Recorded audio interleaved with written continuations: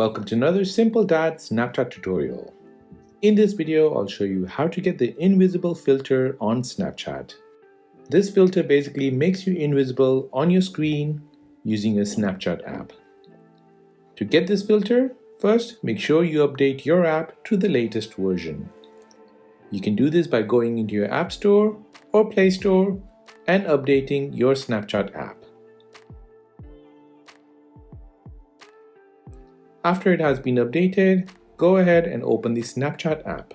Once the app loads up, tap on Search at the top. Search for Invisible. In the search results, you should see the invisible lens from Snapchat. Make sure it is from Snapchat so you know it is the official one. Tap on it. This will take you to the camera app and will show you the filter. In this small box, you'll see how to use the filter. So to activate the filter, wave in front of your face and you'll start to disappear. Now to return back, wave again in front of your face and the filter will bring you back. Now record your video using this action and create your very own invisible Snapchat videos. So that is how to get the invisible filter on Snapchat.